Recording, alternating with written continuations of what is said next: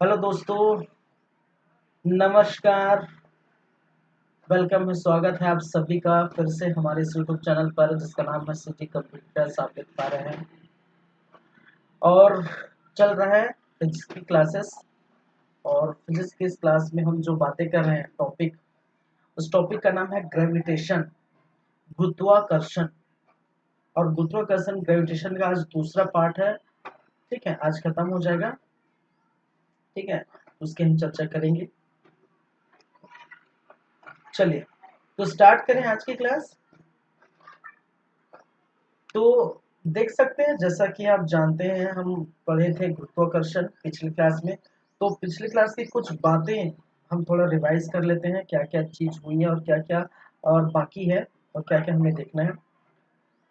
तो सबसे पहले हमने कहा था कि गुरुत्वाकर्षण क्या होता है, इसके बारे में हमने बताया था कि ब्रह्मांड में जो भी है, जो भी पिंड है, वस्तु है, ऑब्जेक्ट है, ठीक है, वो दूसरे ऑब्जेक्ट को वो अपनी तरह खींचने की कोशिश करता है। आकर्षण करने का एक जो है बल रहता है। उसी बल को हम क्या कहते हैं, ग्रेविटेशन कहते हैं। उसी को हम क्या कहते हैं, गुरुत्वाकर्षण कहते हैं। ये हमने बात की थी। जैसे हमने एग्जांपल दिया था कि सूर्य के अगर चारों ओर पृथ्वी और अन्य ग्रहों का चक्कर लगाना किसकी वजह से संभव है, गुरुत्वाकर्षण की वजह से संभव है। कोई व्यक्ति पृथ्वी पर ठहरा हुआ है, ठीक है, चल रहा है, बैठा है, खड़ा है, तो इसका मतलब वो किससे वो संभव कैसे है, गुरुत्वाकर्षण के कारण ये संभव है। ये हमने बात की थी। पृथ्वी की सतह से फेंकी हुई कोई वस्तु अगर कुछ समय बाद वो नीचे गिरती है, वापस धरती पर आ जाती है, अपने सतह पर आ जाती है, तो वो भी किसकी वजह से, वो ग्रेविटेशन की वजह से। तो बहुत सारे एग्जाम्पल्स हमने देखे थे। ठीक है, और ये भी मैंने कहा था कि जो गुरुत्व केंद्र होता है, सेंटर ऑफ ग्रेविटी, ठीक है, सेंटर ऑफ ग्रेविटी गुरुत्व केंद्र होता है, वो जो है किसी भी वस्तु के ये बीच में होता है, मिडिल पॉइंट होता है। जैसे हमने कहा, अगर हमारे में अगर जो है गुरुत्व केंद्र है तो हमारे नाभि में है, पृथ्वी के सेंटर में है। ठीक है, किसी सर्कल का केंद्र है, कोई भी जो है किसी भी चीज का जो मिडिल पार्ट है, वहां पर जहां उसका पूरा भार समाहित रहता है, वही क्या कहलाता है, सेंटर ऑफ ग्रेविटी कहलाता है। ये हमने बात की थी। फिर हमने देखे थे पिछली क्लास में, हमने क्या देखे थे भाई साहब, न्यूटन के सर्वात्रिक गुरुत्वाकर्षण नियम की बातें की थी। ठीक है, और नियम क्या था कि किन्हीं दो पिंडों के मध्य आकर्षण बल उन दोनों पिंडों के द्रव्यमानों के गुणनफल का क्या है, समानुपाती एवं उन दोनों पिंडों के मध्य के बीच की दूरी के वर्ग के वृत्तानुपाती। ठीक है, जहां पर ये कंडीशन जो है, फर्स्ट कंडीशन ये कहता है, ठीक है, A1 × M2 directly proportional to force. और यहाँ पर जो है रेडियस रेडियस का स्क्वायर इनडायरेक्टली प्रोपोर्शनल या इनवर्स प्रोपोर्शनल टू फोर्स। ये हमने बात की थी। चलिए, इसका मतलब भी मैंने समझाया था कि किस प्रकार इसका मतलब होता है। फिर समीकरण नंबर 1 और 2 मानकर इसको सॉल्व किए थे। और जहां पर ए फोर्स इस प्रकार से इनका वैल्यू आया था, तो जी बड़ा G M1 M2 divided by R square, जहां पर जी सार्वत्रिक गुरुत्वाकर्षण नियतांक था, एफ आकर्षण बल थे, M1 M2 पिंडों का द्रव्यमान और आर पिंडों के मध्य के बीच की दूरी। ठीक है, और मैंने कहा था कि जब दूरी कम होगी तो फोर्स बढ़ेगा, फोर्स कम होगा तो दूरी बढ़ेगी तो फोर्स कम होगा। ठीक है, दूरी कम होगी तो फोर्स बढ़ेगा और दूरी अधिक होगी तो फोर्स कम होगा। ठीक है, ये बात भी मैंने कहा था। चलिए, सार्वत्रिक गुरुत्वाकर्षण नियतांक क्या थे, जी क्या था, बड़ा जी, उसकी भी बातें हमने की थी, जिसका खोज हेनरी कैवेंडिश ने किया था। इसके वैल्यू इसका वैल्यू कभी भी चेंज नहीं होता है। जी में पूरे ब्रह्मांड में इसका वैल्यू चेंज नहीं होता था। और जिसकी वैल्यू थी क्या, 6.67 इंटू 10⁻⁻11 न्यूटन मीटर स्क्वायर प्रति किलोग्राम स्क्वायर। और ये मैंने कहा था कि आप पूरा यूनिट के साथ इसको याद करें, क्योंकि ऐसे क्वेश्चन आपको पूछे जाते हैं। ठीक है, और यूनिट के बारे में मैंने कहा था कि इस प्रकार से आप यूनिट निकाल के देख सकते हैं। ठीक है, यूनिट निकाल ऐसा यूनिट निकलता है तो फिर आप यहाँ पर आप देख सकते हैं। ठीक है, चलिए फिर हमने देखे थे उसके बाद गुरुत्वीय त्वरण की बातें की थी। तो वह त्वरण जिसके द्वारा पृथ्वी किसी वस्तु ऑब्जेक्ट पिंड को अपनी ओर आकर्षित करने का बल रखता है, उसी को हम क्या कहते हैं, गुरुत्वीय त्वरण कहते थे। जिसे किससे प्रदर्शित करते हैं, जिससे रिप्रेजेंट करते हैं, सो जिससे प्रदर्शित करते थे और इसको सॉल्व किए थे इस प्रकार से। और जैसे कि हमने माना था रेडियस रेडियस ऑफ अर्थ, आप जो देख रहे हो radius of earth, mass of अर्थ, और ये है वस्तु का द्रव्यमान। ठीक है, मास ऑफ ऑब्जेक्ट, वस्तु का द्रव्यमान, mass of object, mass of अर्थ और रेडियस ऑफ अर्थ। तो इस प्रकार से हमने सॉल्व किया था, क्योंकि बल बराबर द्रव्यमान गुणित त्वरण होता है और जहाँ पर त्वरण ए है उसी को हमने गुरुत्वीय त्वरण ले लिया जी, ए के जगह g, F is equal to m into g. और इसको जब सॉल्व करेंगे तो इस प्रकार से आपको दिखाई देगा F is equal to M G. ठीक है, और क्योंकि जी के जगह ए था वहां पर त्वरण था नॉर्मल, यहाँ पर गुरुत्वीय त्वरण है और जी की वैल्यू, ठीक है, एफ और एम जी एक बराबर है। ठीक है, एफ और एम जी एक ही बराबर, तो यहाँ पर हमने क्या किया, जो है एफ के जगह एम जी लिख दिया। ठीक है, और अब जानते हैं फिर एम को इस तरह लेके इसको काट दिया और ये हो गया आपका जी की वैल्यू निकल गई, जहाँ पर बड़ा जी और फिर मास of earth divided by radius का स्क्वायर। लेकिन रेडियस का स्क्वायर किसका, रेडियस रेडियस ऑफ अर्थ का स्क्वायर। ठीक है, ये जी और जी में संबंध है, ये चीज याद रखिए। इसके वैल्यू इस प्रकार से आप निकालेंगे, आगे जाके आप इसके वैल्यू निकालेंगे तो ये निकलेगा किसकी वैल्यू, छोटे जी की वैल्यू। ठीक है, छोटे जी की वैल्यू ये निकलेगा, तो ये आप देख सकते हैं। यहाँ पर एक्चुअली समय नहीं था उस समय, टाइम हो चुका था, बहुत समय हो चुका था, इसलिए हमने थोड़ा आगे नहीं बढ़े। यहाँ पर आप एक क्वेश्चन भी यहाँ पर सॉल्व कर सकते हैं। ठीक है, यहाँ पर खैर इस तरफ से अगर मैं क्वेश्चन लिखूं और कहूं कि दो पिंड है, क्वेश्चन इस प्रकार से है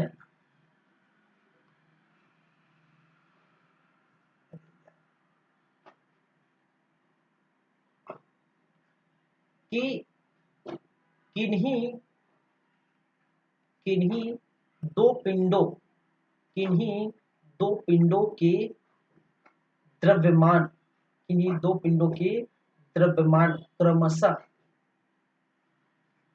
ठीक है, 10 केजी एवं 20 केजी है, एवं और उनकी बीच की दूरी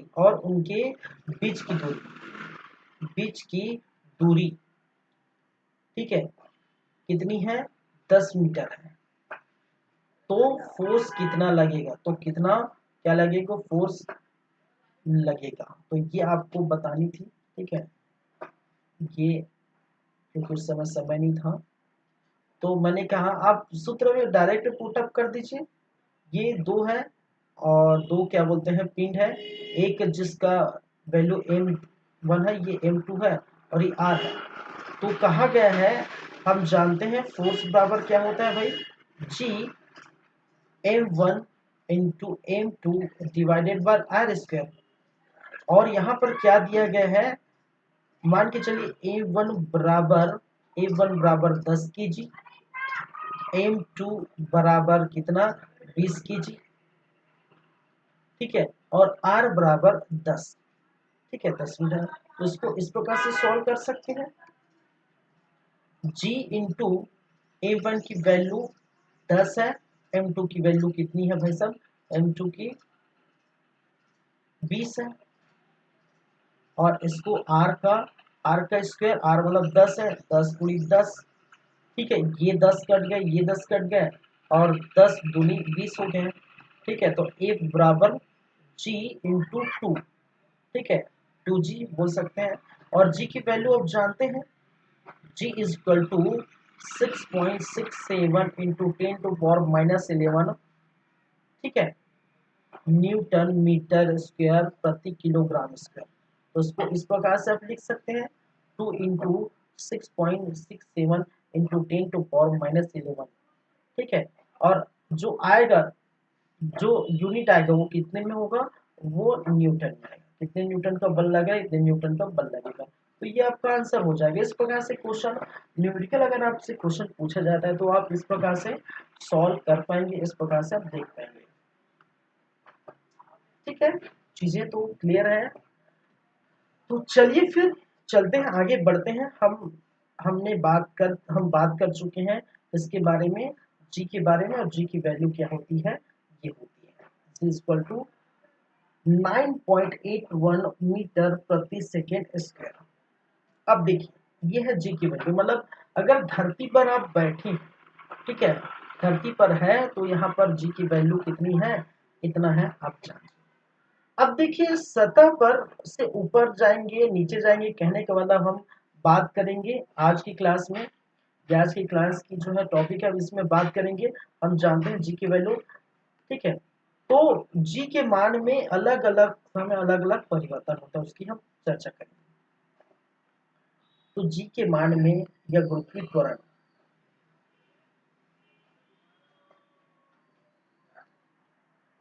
गुरुत्वीय त्वरण या जिसे कहा जाता है जी के मान में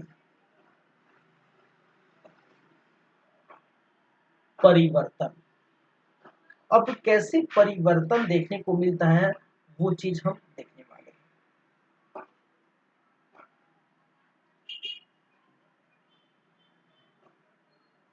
चलिए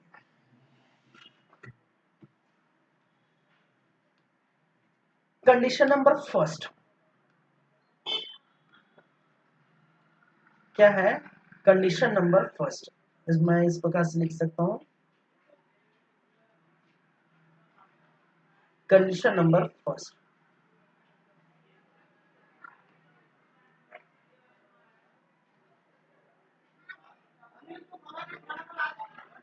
कंडीशन नंबर फर्स्ट। चलिए कंडीशन नंबर फर्स्ट क्या बोलता है, जब पृथ्वी के ऊपर जो है क्या बोलता है कि पृथ्वी के ऊपर जाने पर जी का मान, जी का मान, ठीक है। तो पृथ्वी के ऊपर जाने पर जी का मान कितना होगा, कितना होगा मतलब क्या होगा, ठीक है, वो हम देखेंगे। ठीक है, वो क्या होगा, क्या प्रभाव पड़ेगा। अब देखिए क्या होता है,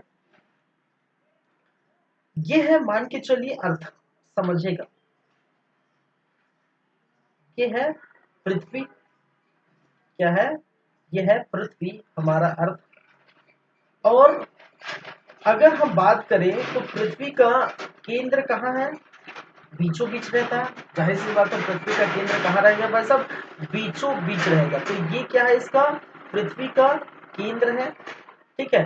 कहने का मतलब यहाँ पर ये है आपका रेडियस आर, और पृथ्वी का कोई ना कोई जो है एक द्रव्यमान होगा जिसको हम जानते हैं मास ऑफ अर्थ, इसको इस प्रकार से हम लिखते हैं मास ऑफ अर्थ। और ये है यहाँ पर क्या है, अब ये मान के चलिए क्या कहा है कि अगर इस सतह पर हम थे तो उस समय वैल्यू कुछ और था, जी की वैल्यू आप जानते हैं। लेकिन हमने क्या कहा, कंडीशन क्या है कि पृथ्वी के ऊपर जाने पर, मान के चलिए मैंने कुछ दूरी तय की है, पृथ्वी के ऊपर कुछ हाइट तक ले गए और ये मेरी हाइट है, ठीक है, ये क्या है, मेरी हाइट है। पृथ्वी के ऊपर मैं चला गया, कोई भी वस्तु पृथ्वी के ऊपर चला गया और ये हाइट है, और ये क्या है, इसको मैं मान लिया एच, क्या है, एच हाइट, ठीक है। तो मुझे क्या जो है, मुझे क्या वैल्यू निकालनी है, जी का मान, सॉरी इस प्रकार से हो गया है।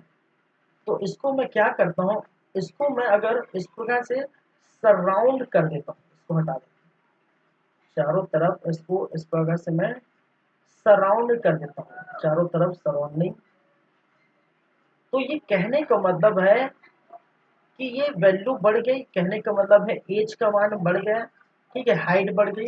अब देखिए हाइट बढ़ गई यहाँ पर, इसका मतलब जो जी की वैल्यू है वो क्या होगी, जी की वैल्यू क्या होगी, तो जी के और जी के बीच संबंध हम क्या देखे थे, ठीक है, जी और जी के बीच संबंध क्या देखे थे कि जी इज इक्वल टू, छोटा जी इज इक्वल टू, ठीक है, बड़ा G mass of earth upon radius का स्क्वायर ऑफ अर्थ, ये हम जानते हैं, वी नो दैट, हम जानते हैं, ये सारी चीज पिछले क्लास में हम देखे थे, ठीक है। अब देखिए क्या होगा, यहां पर अगर हम बात करें, किसकी बात करें, अगर जी की, तो हम इसको मान लेते हैं इधर ये जी है, यहां पर है जी, ठीक है, और इसको मान लेते हैं यहां पर जी डेस, क्या है यहाँ पर जी डेस, इसको मान लेते हैं जी, क्योंकि यहाँ पर जी की वैल्यू हम इसी क्लास में देख चुके हैं कितना होता है, और यहाँ पर जी डेस, जी डेस तो हमें क्या निकालना है, हमें निकालना है जी डेस, तो जी डेस बराबर, अब देखिए जी डेस बराबर, ये आप जानते हैं एक बड़ा G mass of earth divided by R E का स्क्वायर, लेकिन आप देख सकते हैं, लेकिन आप देख सकते हैं, तो क्या देख सकते हैं भाई कि एज जो है हमारा, हाइट जो है क्या हो रहा है, बढ़ रहा है, हाइट क्या हो रहा है, बढ़ रहा है। जब हाइट बढ़ रहा है इसका मतलब क्या, इसको भी हम ऐड कर देंगे, ठीक है, हाइट बढ़ रहा है मतलब रेडियस का जो मैंने यहां से यहां तक रेडियस खींचा है, ठीक है, रेडियस पृथ्वी की सतह तक मैंने खींचा है, पृथ्वी के केंद्र से पृथ्वी के सतह तक जो खींचा है रेडियस, रेडियस ही तो है, अगर मैं इसको बढ़ा लूं तो रेडियस बढ़ रहा है, एक तरह से बढ़ ही रहा है ना, क्योंकि हमारा अब केंद्र क्या हो गया, ये केंद्र हो गया, और यहां से यहां तक रेडियस बढ़ के यहां तक चला गया, और गोला इस तरफ से ये क्या हो गया, ये पूरा गोला हो गया। अब मान के चलिए ये पूरा रेडियस है और ये गोला है, ठीक है, ये पूरा रेडियस है, मैं बार बार बोल रहा हूँ ये पूरा रेडियस है और ये पूरा गोला है, ये पूरा पृथ्वी है, ठीक है, क्या है, ये पूरा पृथ्वी है, मान के चलिए पहले पृथ्वी ये था, ठीक है, पृथ्वी तो वही है, मतलब हाइट बढ़ गई कहने का मतलब, ठीक है, ये पृथ्वी है, और अगर उसको हाइट बढ़ाएं तो इसको अगर इस तरह सराउंड करके हम इसको एक मान के चलिए काल्पनिक एक रेखा खींच दी इस प्रकार से, और इसको मान लिए तो ये पूरा हाइट कितना हो गया, ये रेडियस है, ठीक है, तो रेडियस 8 हो गया, इसको भी हम 8 के, तो आर प्लस एच होगा, आर प्लस एच होगा, कहने का मतलब है यहां पर इसको मैं इस प्रकार से ना लिख करके इसको प्लस एच का स्क्वायर, क्योंकि स्क्वायर इसका रेडियस का ही हो रहा है, ये पूरा रेडियस मान लेते हैं तो दोनों के स्क्वायर हो रहा है, तो हम क्या लिखेंगे इसको, G D is equal to G M E radius of earth plus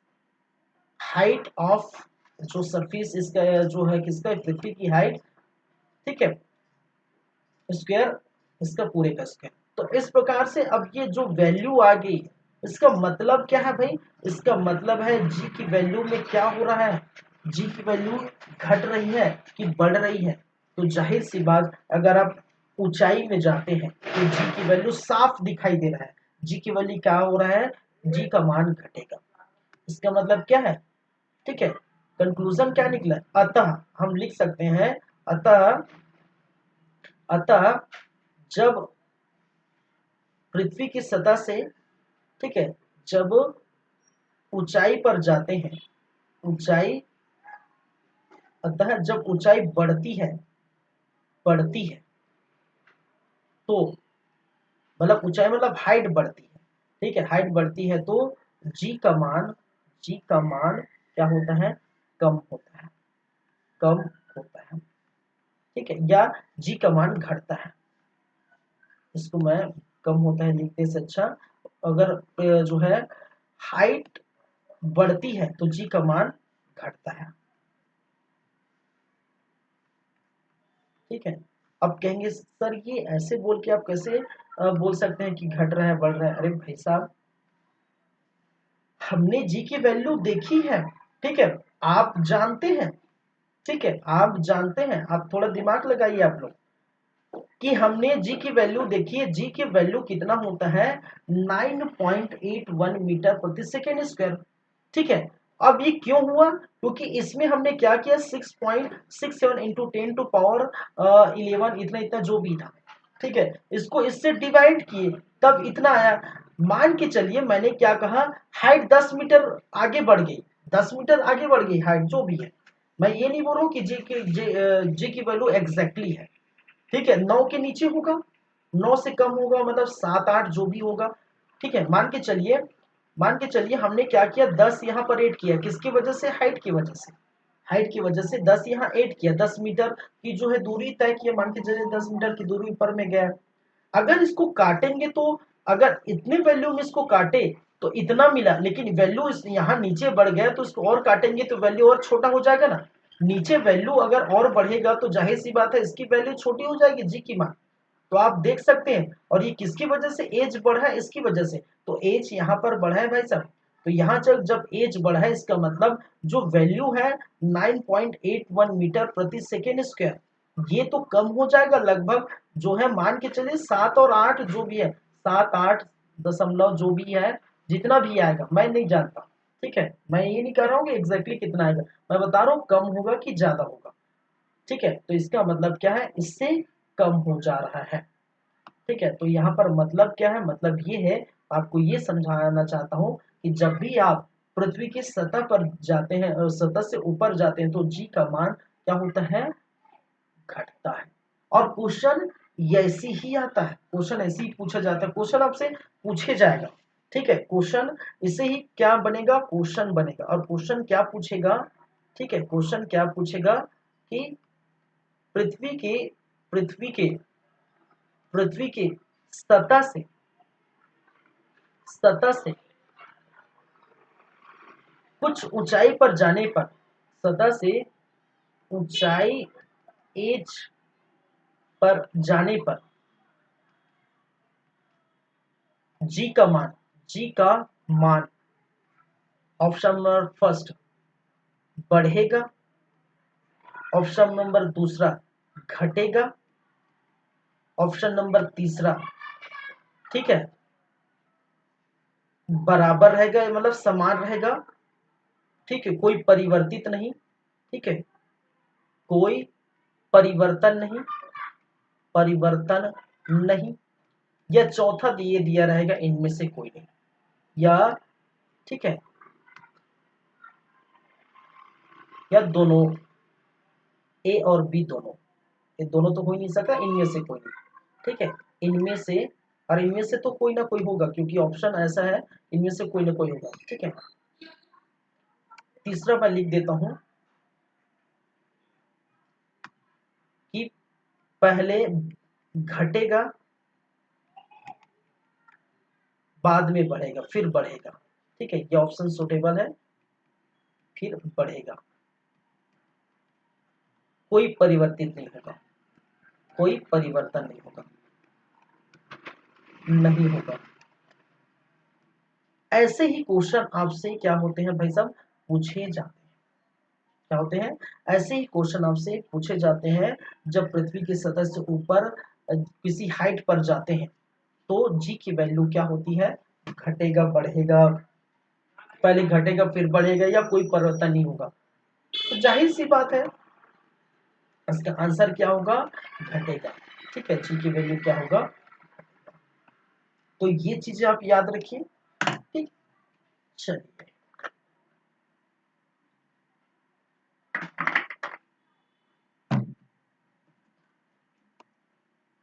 यहाँ स्पेस छोड़ देता हूँ, एक और क्वेश्चन यहाँ पर आ जाएगा, ठीक है, क्वेश्चन नंबर फर्स्ट, ठीक है, क्वेश्चन नंबर दूसरा, हम जब इसको देख लेंगे तब हम बात करेंगे।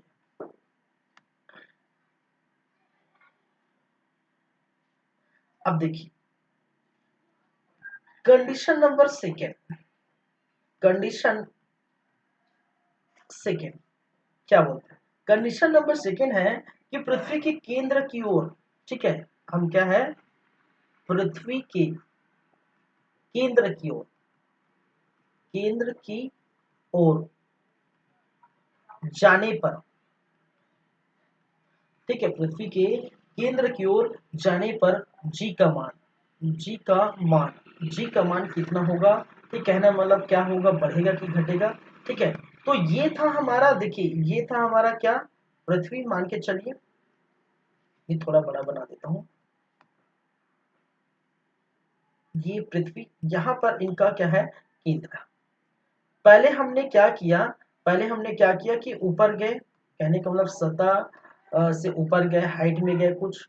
अब क्या कर रहे हैं, हम जा रहे हैं नीचे। ठीक है, ये नीचे, ये केंद्र है। ठीक है, ये है आपका रेडियस, ये है क्या है, रेडियस, और ये है पृथ्वी का मास ऑफ अर्थ जो भी है। ठीक है, अर्थ का जो भी मास होगा, द्रव्यमान होगा वो। ठीक है, ये है आपका रेडियस। अब देखिए, मान के चलिए मैंने क्या किया, पृथ्वी के केंद्र से कुछ दूरी यहाँ पर मैंने आया, मैं यहाँ पर आया। ठीक है, यहाँ पर है आपका जी, और जी बराबर आप जानते हैं बड़ा जी। ठीक है, और मास ऑफ अर्थ, रेडियस ऑफ अर्थ का स्क्वायर। ठीक है, जी की वैल्यू ये एग्जैक्टली जो होती है वो ठीक है, इस प्रकार से देखने को मिलता है। मान के चलिए हमने क्या किया, हमने क्या किया, जी यहाँ पर है, सतह से नीचे आए, पहले हमने ऊपर गए थे, पहले कंडीशन में हम क्या किए थे, ऊपर गए थे, तो हाइट जो बढ़ा था। ठीक है, अब क्या करेंगे, नीचे जाएंगे, तो यहाँ पर हम नीचे गए, मान के चलिए हमने क्या किया, यहाँ तक गए, इसको मान लेते हैं जी डेस। ठीक है, इसको मान लिए जी डेस, जैसे यहाँ पर माने हमने जी डेस ऊपर, तो नीचे गए तो इसको मान ले जी डेस। जी डेस कहने का मतलब यहाँ पर हम आ गए, मतलब केंद्र से कुछ दूरी पहले बीच में ही हमने क्या किया, वहां पर आ गए, और वहां पर हम जो हम देखेंगे कि जी की वैल्यू क्या होती है। ठीक है, अब इसको हम यहाँ से यहाँ तक चीजों को हम क्या लिखते हैं, ये वाले जितने यहाँ से यहाँ तक चीजों को क्या लिखते हैं, वहां हाइट लिखे थे, इसको हम लिखेंगे डी, और डी फॉर डेप्थ। डेप्थ मतलब गहराई। ठीक है, पृथ्वी के केंद्र की ओर जाने पर या पृथ्वी की गहराई पर जाने की, केंद्र बोल सकते हैं, या पृथ्वी की गहराई। ठीक है, किस पर, गहराई पर जाने पर जी का वैल्यू क्या होता है, तो डी फोर डेप्थ, क्या है, डी फोर डेप्थ। तो इसको हम देखिए, यहाँ पर निकालना बहुत मुश्किल है, इसको मैं पहले ही पूरा लिख देता हूँ, जी इक्वल टू 1/d/r, क्या है, 1/d। ये सूत्र याद रखिए, ये कहाँ से आया, क्यों आया। ठीक है, ये बहुत बड़ा सॉल्यूशन है, बहुत जो है, ठीक है, इसको सॉल्व करना पड़ेगा। ठीक है, लेकिन आपको यहाँ पर सॉल्व करने की जरूरत नहीं है, क्योंकि इसको याद रखना है। ठीक है, आपको ये याद रखना है, क्योंकि न्यूमेरिकल में आपको डायरेक्टली ये पूछा जाता है। ये जी डेस हम निकाल क्या रहे हैं, जी डेस क्या निकाल रहे हैं, जी डेस। जी डेस is equal to g 1 minus depth by R. ठीक है, R for radius of earth, D for depth. ठीक है, डी फोर, यहाँ पर देखिए डी फोर क्या है, डेप्थ। डेप्थ, और डेप्थ मतलब क्या होता है, गहराई। जब आप किसी गहराई में जाते हैं, पृथ्वी के नीचे किसी गहराई में जाते हैं, तो जी की वैल्यू जब निकालनी पड़ती है, तो आपको न्यूमेरिकल में कौन सा लगाना है, ये वाला आपको लगाना है। ठीक है, क्या लगाना है, ये वाला आपको लगाना है। और यहाँ पर भी याद रखिए, जब भी डेप्थ में जाएंगे तो यहाँ पर भी क्या होगा, क्या होगा, ठीक है, जी का वैल्यू घटेगा। अतः अतः अतः पृथ्वी की गहराई में, गहराई में जाने पर, जाने भी पर भी जी का वैल्यू, जी का मान, जी का मान क्या होगा, घटेगा। ठीक है, क्या है, घटेगा, क्या होगा, घटेगा, देख सकते हैं। ठीक है, जी की वैल्यू। ठीक है, इस प्रकार से अगर इसको डिवाइड करें, कोई भी वैल्यू आएगी इसको डिवाइड करें, ठीक है, तो फिर ये क्या होगा, इससे कम होगा, 9.1 से क्या होगा, कम होगा, ये याद रखिए। ठीक है, ये चीजें याद रखिए, क्योंकि इसको आपको याद रखना है चीजें। चलिए, अब देखिए, ये पृथ्वी की, हमने क्या किया, पृथ्वी की जो है गहराई पर, केंद्र में नहीं पहुंचे। ठीक है, केंद्र में हम नहीं पहुंचे।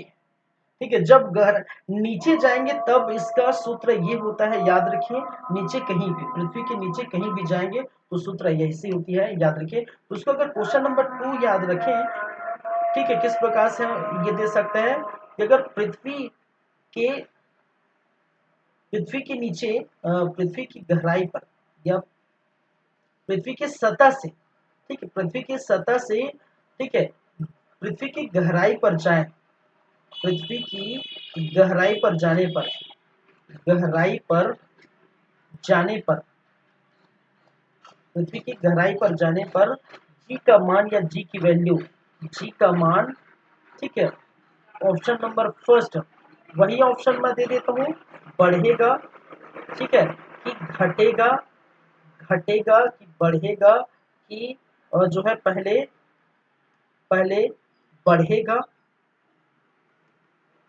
फिर घटेगा, फिर घटेगा, या चौथा, ठीक है, इनमें से कोई नहीं, या कोई परिवर्तन नहीं, ठीक है, क्या है, कोई परिवर्तन नहीं, कोई परिवर्तन नहीं। तो आप क्या कहेंगे इसको, इसको आप क्या कहेंगे, ये भी वही हो रहा है, क्या हो रहा है कि यहाँ पर भी क्या हो रहा है, घट रहा है, यहाँ पर भी चीजें घटती दिखाई दे रही है। क्लियर है बातें, ठीक है, क्या है, बातें क्लियर है। चलिए, तो ये दो कंडीशन हो गए, एक कंडीशन जब पृथ्वी के सतह से ऊपर जाते, क्वेश्चन आपसे यही पूछा जाता है, आप एग्जाम हॉल में आपको लगता है कि भाई साहब ये जो है ऐसे क्वेश्चन है तो हमने पढ़े नहीं है, ऐसा जो देखे नहीं है, ठीक है, तो ऐसे ही क्वेश्चन आप पूछा जाता है, याद रखिए। Condition number third, condition number third, और थर्ड क्या बोलता है, जब पृथ्वी की सतह से पृथ्वी के केंद्र पर पहुंचने पर जी की वैल्यू क्या होगी, ठीक है, तो कंडीशन नंबर थर्ड क्या होगा कि पृथ्वी की सतह से, ठीक है, पृथ्वी के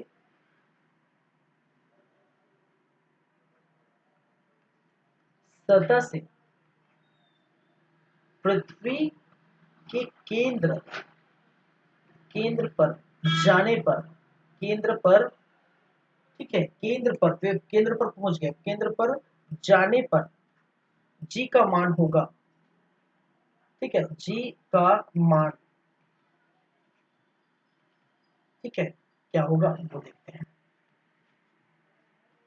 अब देखिए, अब देखिए, ये है हमारा पृथ्वी, उसको थोड़ा बड़ा बना देता हूं, ये है हमारा पृथ्वी, और यहां पर ये है पृथ्वी का केंद्र, ये है आपका सतह,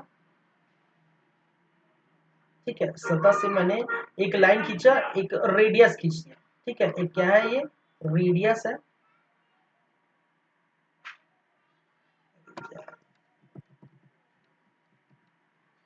चलिए ये रेडियस है।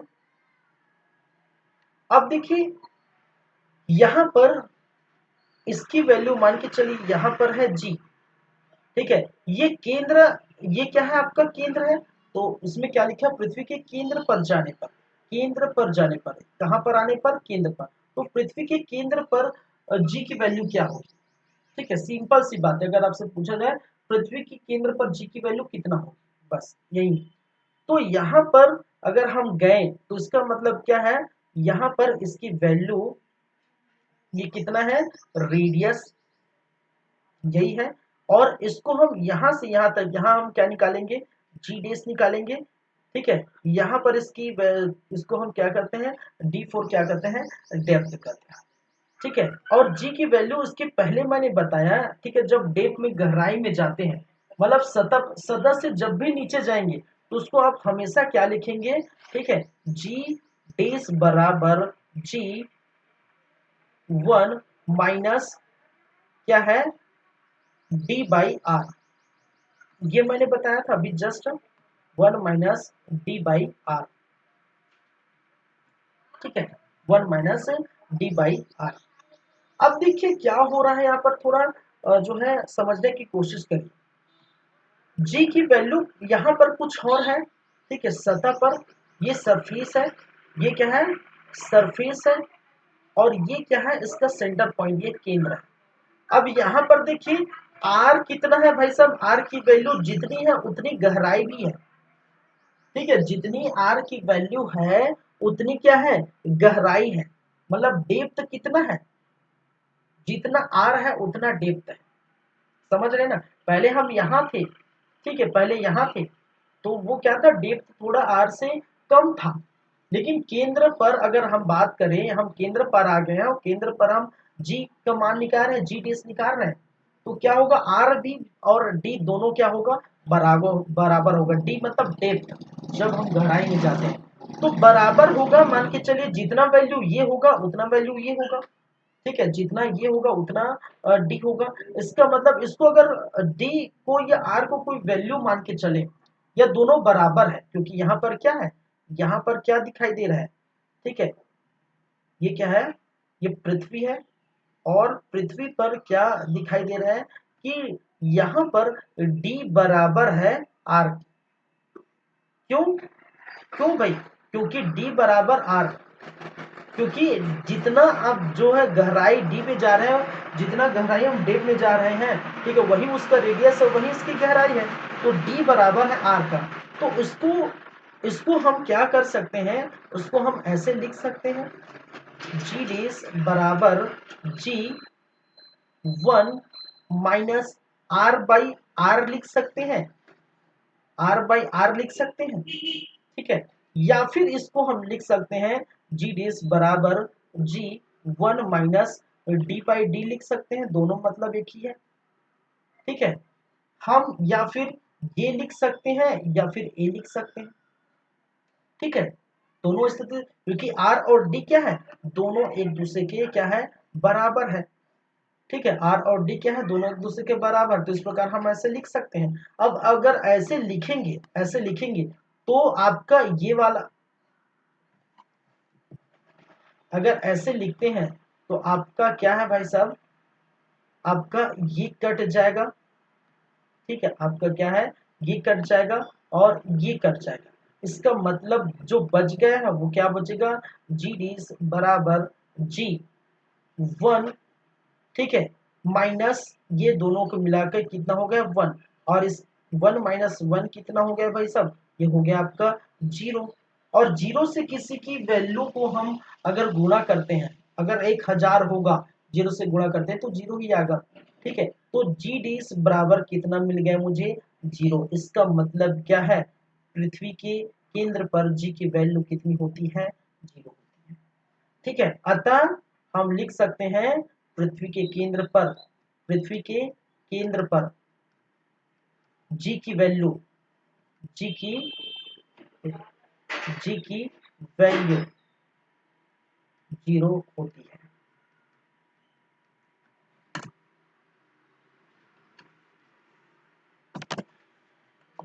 थोड़ा वेट करिए,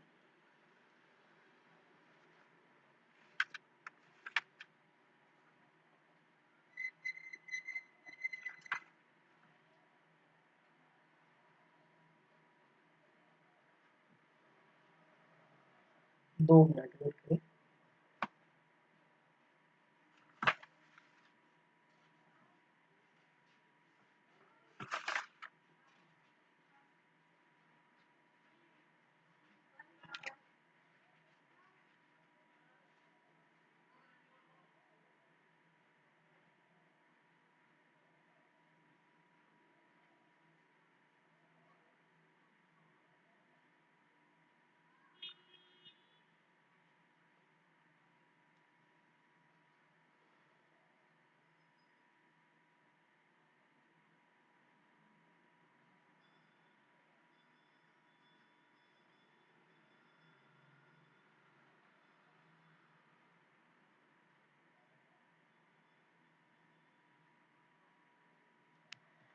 चलिए, कुछ और देख रहा था, होगा तो चलिए, ठीक है, समझ गए आप लोग।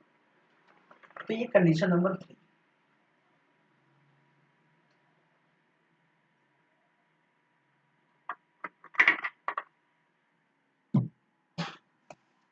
कंडीशन नंबर 3 जिसके अंतर्गत हमने बात की कि पृथ्वी की सतह से जो है केंद्र की ओर जाने पर, केंद्र पर क्या होगा, कितना होगा इसका मान, उसकी वैल्यू जी का मान 0 होगा, ठीक है।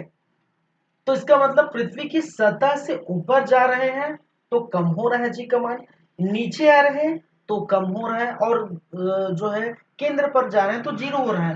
मतलब ऊपर जा रहे हैं तो जी का मान घट रहा है, नीचे जा रहे हैं तो भी जी का मान घट रहा है, और जो है आपके केंद्र पर जी का मान 0 हो रहा है। ये 3 कंडीशन याद रखिए। ठीक है। अब पृथ्वी की सतह पर हम बात करेंगे, पृथ्वी की सतह पर जी का मान। अब देखिए ये पृथ्वी की सतह पर तो सबसे अधिक होगा, ठीक है, जी की वैल्यू पृथ्वी की सतह पर क्या होगा, अधिक होगा, ये भी आप जानिए। चलिए एक चीज और आपसे बात करनी है।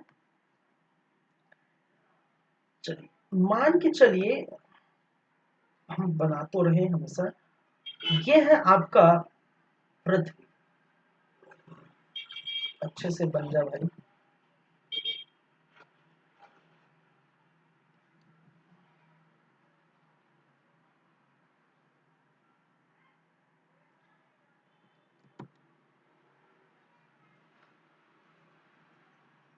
चलिए नॉट बेटर, ठीक है, तब ये ठीक है। अब देखिए क्या है, ये पृथ्वी है, और पृथ्वी में आप जानते हैं कि क्या है भाई साहब, पृथ्वी है, अर्थ, पृथ्वी, इसको मैं अर्थ लिख देता हूँ, पृथ्वी, अर्थ, पृथ्वी।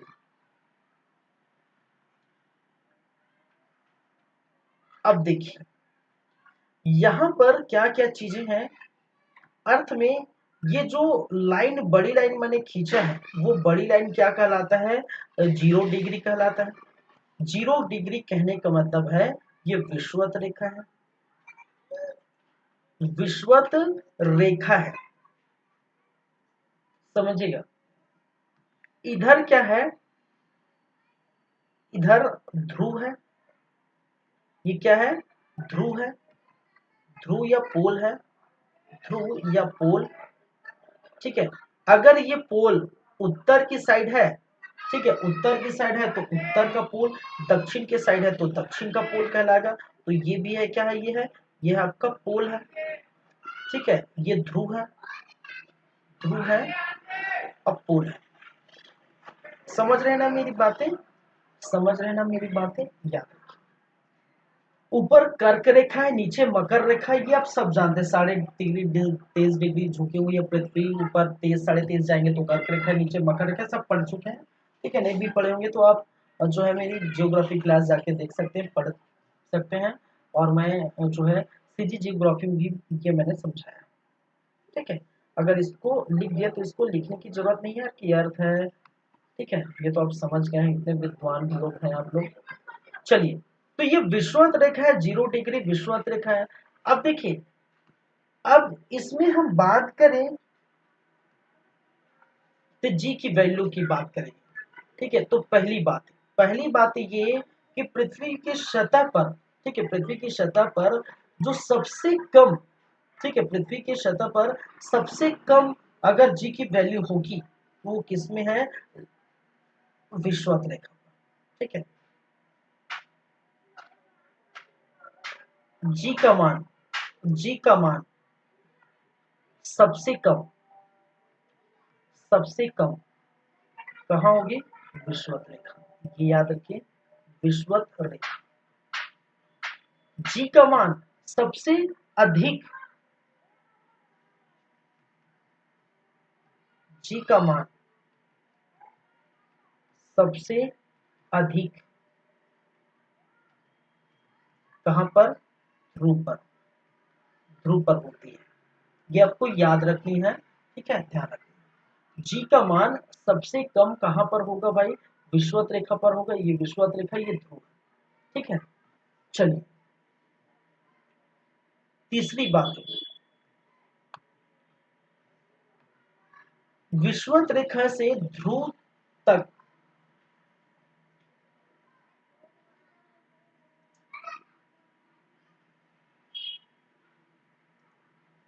चलिए अगर मैं आपसे क्वेश्चन पूछूं, ये दो चीजें आप तो खैर याद रखिए, सबसे अधिक मान होता है, सबसे कम मान होता है, ये याद रखिए। चलिए थोड़ा भद्दा दिखाई दे रहा है, ये दो चीजें याद रखिए, ठीक है। चलिए यहाँ पर क्या है, एक क्वेश्चन है, ठीक है, यहाँ पर क्या है भाई साहब, एक क्वेश्चन है, मान के चलिए ये क्वेश्चन है, क्वेश्चन नंबर 1 2 हो गया 3, क्योंकि वहां पर हमने देखे हैं 1 2 और ये क्वेश्चन नंबर 3, चलिए इससे से रिलेटेड अब एक क्वेश्चन क्या बोल रहा है, मैं यहाँ लिख देता हूं। विषुवत रेखा से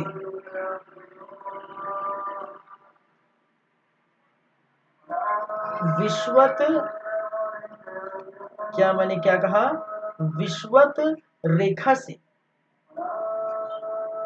ध्रुव या पोल, ध्रुव तक, ध्रुव पर जाने पर, ध्रुव तक नहीं ध्रुव पर, विषुवत रेखा से ध्रुव पर जाने पर, ध्रुव तक जाने पर, ध्रुव तक जो भी है, ध्रुव तक जाने पर, लैंग्वेज समझिए, जाने पर जी का मान, जी का मान होगा, ठीक है। तो पहला ऑप्शन घटेगा, दूसरा ऑप्शन बढ़ेगा, तीसरा ऑप्शन, ठीक है, पहले पहले घटेगा फिर बढ़ेगा, चौथा ऑप्शन पहले बढ़ेगा फिर घटेगा। इस प्रकार से सवाल पूछे जाते हैं, इस प्रकार से क्वेश्चन पूछे जाते हैं, ठीक है। तो विषुवत रेखा से ध्रुव पर जाने पर जी का मान क्या होगा, ठीक है। तो देखिए यहां पर ये तीसरा क्वेश्चन मैं लिख दिया, एक चौथा क्वेश्चन मैं यहां लिख देता हूं, जस्ट उल्टा कर देता हूं, ठीक है, जस्ट उल्टा कर देता हूं, चार क्वेश्चन, ठीक है, कि ध्रुव से ध्रुव से विषुवत रेखा, ध्रुव से विषुवत रेखा पर जाने पर जी का मान, जी का मान, और ऑप्शन जो रहेगा वो ऑप्शन दोनों का सेम रहेगा, इसका भी वही ऑप्शन है, इसका भी यही ऑप्शन है। कहने का मतलब है यहाँ पर सेम ऑप्शन है, दोनों क्वेश्चन का क्या रहेगा, सेम ऑप्शन है, ठीक है। विषुवत रेखा से ध्रुव तक जाने पर जी का मान क्या होगा और ध्रुव से विषुवत रेखा जाने पर जी का मान होगा, ऑप्शन दोनों का सेम है। अब चलिए, ठीक है, क्वेश्चन नंबर 3 में चलते हैं। क्वेश्चन नंबर 3 में क्या बोल रहा है कि विषुवत रेखा से ध्रुव तक जाने पर जी का मान। अब देखिए ये है आपका विषुवत रेखा, इस विषुवत रेखा, ठीक है, इस विषुवत रेखा से हम ऊपर जाए, ठीक है, ऊपर जाए, यहाँ पर हम पृथ्वी की सतह से बात नहीं कर रहे हैं, हम पृथ्वी की सतह से बात नहीं कर रहे हैं, याद रखिए। यहाँ पर ऊपर जाने का मतलब ये नहीं कि हम पृथ्वी की सतह पहले वाले कंडीशन को नहीं बात कर रहे हैं, हम विषुवत रेखा से बात कर रहे हैं। विषुवत रेखा से अगर हम ध्रुव की ओर ट्रेवल करते हैं, ध्रुव पर जाते हैं, ठीक है, ध्रुव तक पहुंचते हैं, ठीक है, ध्रुव तक जाने पर, ठीक है, तो क्या होगा, पहले पहले मान क्या था, पहले मान कम था, विषुवत रेखा में सबसे नगण्य होगा, तो क्या होगा, सबसे पहले क्या होगा, पहले मान क्या होगा, यहां पर जाने पर क्या होगा, मान क्या होगा, विषुवत रेखा से ध्रुव पर जाने पर मान क्या होगा, बढ़ेगा, ठीक है, विषुवत रेखा से ध्रुव तक जाने पर मान क्या होगा, बढ़ेगा, जाहिर सी बात है। और जब भी ध्रुव से विषुवत रेखा हम ट्रेवल करेंगे तो जाहिर सी बात है क्या होगा, ये घटेगा, ठीक है। यहाँ पर मैं तीसरा क्वेश्चन भी लिखता, स्पेस नहीं है, मैं यहाँ पर तीसरा बोल के बता देता हूँ, ठीक है, अब फालतू लिखने की जरूरत क्या है, मैं बोल के बता देता हूँ। एक और क्वेश्चन मैं यहाँ इसी में ऐड कर दूं, ठीक है, इसी में ऐड कर दूं कि विषुवत रेखा से ध्रुव और ध्रुव से विषुवत रेखा, मैं दोनों कंडीशन एक साथ बोल रहा हूँ, अगर मैं दोनों क्वेश्चन को एक मिला दूं, ठीक है, दोनों क्वेश्चन को मैंने क्या किया, एक में मिला दिया कि विषुवत रेखा से ध्रुव तक और ध्रुव से विषुवत रेखा तक जाने पर जी का मान क्या होगा, और ऑप्शन भी सेम रहेगा, ठीक है। विषुवत रेखा से ध्रुव तक और ध्रुव से विषुवत रेखा जाने पर जी का मान क्या होगा। तो याद रखिए जब हम विषुवत रेखा से ध्रुव तक जाते हैं तो जी का मान बढ़ेगा, ठीक है, जी का मान क्या होगा, बढ़ेगा, और ध्रुव से विषुवत रेखा आते हैं तो जी का मान क्या होगा, घटेगा। कहने का मतलब पहले बढ़ेगा फिर घटेगा, ठीक है, पहले बढ़ेगा फिर घटेगा। तो बस क्वेश्चन इसी तरह चेंज करके दिया जाता है, बस क्वेश्चन क्या किया जाता है, चेंज करके इसी तरह दिया जाता है। बस इतना याद रखिए, जब भी आप विषुवत रेखा में जा रहे हैं तो ध्रुव पर मान अधिक होगा, मतलब बढ़ेगा। और जो है जब चाहे नीचे आए चाहे ऊपर आओ, ठीक है, नीचे हो चाहे ऊपर, दोनों में पुल है, तो ये जो है चीजें क्या होगा यहाँ पर जो है जब भी विषुवत रेखा से ध्रुव आएंगे तो बढ़ेगा, ठीक है। क्या होगा यहाँ पर, मान इसका यहाँ पर बढ़ेगा, ठीक है, बढ़ेगा, चाहे नीचे जाओ चाहे ऊपर जाओ, दोनों तरफ क्या है, बढ़ेगा। और ऊपर से बीच में आओ या नीचे से बीच में आओ, यहाँ पर जब भी आओगे घटेगा, इस तरफ नीचे की ओर घटेगा। बस इतना ही याद रखिए, आपके इससे संबंधित 5-7 क्वेश्चन बनते हैं, इसी से संबंधित जो मैंने बताया, ठीक है, इसी से संबंधित 5 से 7 क्वेश्चन बनते हैं, ठीक है। तो ये आपका जो है ये चीजें देखने को मिलती है, ठीक है। चलिए, तो ऐसे ही क्वेश्चन पूछे जाते हैं भाई, ऐसे क्वेश्चन आया जाता है, ठीक है। बातें क्लियर है? चलिए, क्लियर है तो आगे बढ़ते हैं। तो ये थी कंडीशन, कुछ कंडीशन कि गुरुत्वीय त्वरण जी का मान कैसे परिवर्तित होता है। तो पहली बात है, जी का मान सतह से ऊपर जाने पर क्या होगा, घटेगा। सतह के नीचे गहराई पर आने पर भी घटेगा। केंद्र पर जी का मान 0 होगा, ठीक है। और अगर विषुवत रेखा की हम बात करें तो विषुवत रेखा में उनका मान सबसे कम होगा, ध्रुव में उसका मान सबसे अधिक होगा, जी का मान। और हम विषुवत रेखा से ध्रुव तक जाएं तो उस मान क्या होगा, बढ़ेगा।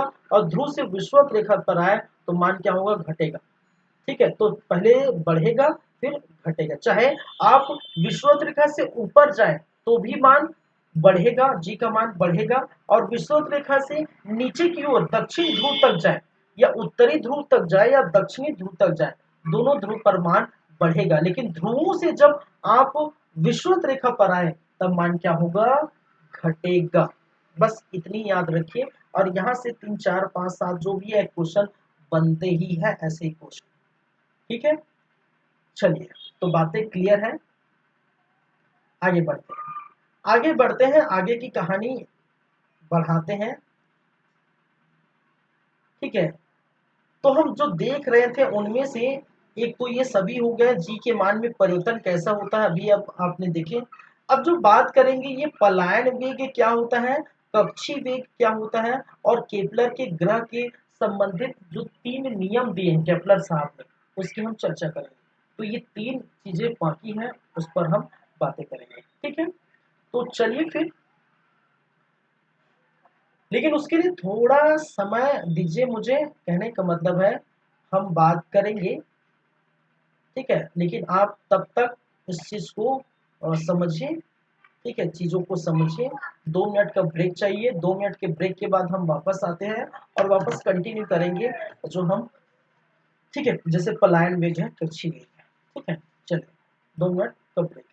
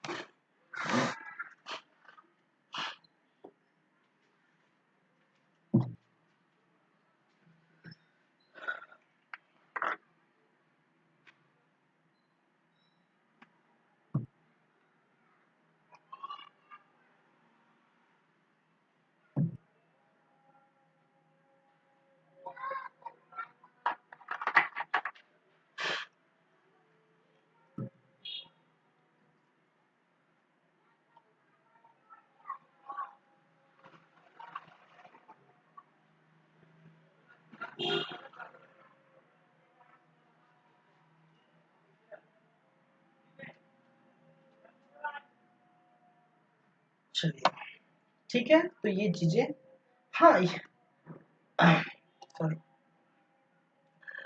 फिर से वेलकम है, फिर से स्वागत है आप सभी का। ये हम देख रहे थे कंडीशन जुड़ गया। हाँ, एक और बात यहाँ पर एक और क्वेश्चन बन सकता है, ठीक है। क्वेश्चन में मतलब वही है, आप एक बार समझे तो फिर समझ आएगा। अगर मैं क्वेश्चन बनाऊं, ठीक है, क्वेश्चन बनाऊं, ये तीसरा क्वेश्चन, चलिए ठीक है, यहाँ पर क्वेश्चन नंबर 5 अगर मैं बनाऊं तो लगभग सभी चीजें वही हैं, सेम सेम, ठीक है। उधर इधर उधर करके मैं क्वेश्चन 5वां बनाऊं कि उत्तरी ध्रुव से, उत्तरी ध्रुव से, उत्तरी ध्रुव से दक्षिणी ध्रुव, दक्षिणी ध्रुव, उत्तरी ध्रुव से दक्षिणी ध्रुव जाने पर जी का मान ऑप्शन भी सेम रहेगा। ये तीनों क्वेश्चन, चारों पांच जो भी क्वेश्चन है, सबका ऑप्शन अगर सेम है, ठीक है, तो मैंने क्या कहा, उत्तरी ध्रुव से दक्षिणी ध्रुव तक जाने पर जी का वैल्यू कितना होगा, ठीक है। तो आप देख सकते हैं, अगर मैं उत्तरी ध्रुव से दक्षिणी ध्रुव ट्रेवल करता हूँ, ठीक है, उत्तरी ध्रुव से दक्षिणी ध्रुव, तो क्या होगा, पहले तो ये क्या होगा, जी का मान पहले क्या होगा, जी का मान पहले क्या होगा भाई साहब, घटेगा, ठीक है। जी का मान उत्तरी ध्रुव से मैं यहां से यहां आऊं, ठीक है, नॉर्थ पोल से साउथ पोल आऊं, उत्तरी ध्रुव से दक्षिणी ध्रुव तक आऊं, तो यहां से यहां आने पर सबसे पहले क्या होगा, ये मान घटेगा, ठीक है, मान क्या होगा, घटेगा, इस क्वेश्चन का आंसर, ठीक है। और जब यहां से यहां आओ, फिर हम कहां से, यहां से फिर यहां आएंगे, तो मान क्या होगा, फिर से बढ़ेगा, क्या होगा, बढ़ेगा, जाहिर सी बात है। तो पहले घटेगा फिर बढ़ेगा, तो ऑप्शन कौन सा है, पांचवा का, ठीक है, पहले घटेगा फिर बढ़ेगा, ये पांचवा का आंसर है, क्वेश्चन नंबर 5 इसका, ये क्वेश्चन नंबर 5 का आंसर है ये, ठीक है। विषुवत रेखा से ध्रुव पर जाने का, ठीक है, विषुवत रेखा से ध्रुव पर जाने पर बढ़ेगा, ये क्वेश्चन नंबर 3 का आंसर है, ये क्वेश्चन नंबर 4 का आंसर है, ठीक है। इस प्रकार से आप देख सकते हैं, क्वेश्चन अलग अलग है, ऑप्शन एक ही मैंने रख दिया क्योंकि इनमें से ही कुछ होगा, ठीक है, बढ़ेगा घटेगा, या पहले घटेगा फिर बढ़ेगा, फिर पहले बढ़ेगा फिर घटेगा, इनमें से ही सभी चीज होगा, ये कंडीशन तो वो आप याद रखें, ठीक है। तो यहीं से ही ज्यादातर क्वेश्चन जो पूछे जाते हैं। चलिए नेक्स्ट हम चलते हैं, नेक्स्ट हम बात करेंगे पलायन वेग की, ठीक है, एस्केप वेलोसिटी, क्या कहलाता है, पलायन वेग।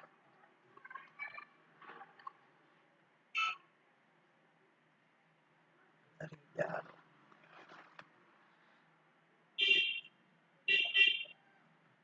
बन क्यों नहीं रहा है, पलायन वेग, या जिसे कहा जाता है एस्केप वेलोसिटी, ठीक है।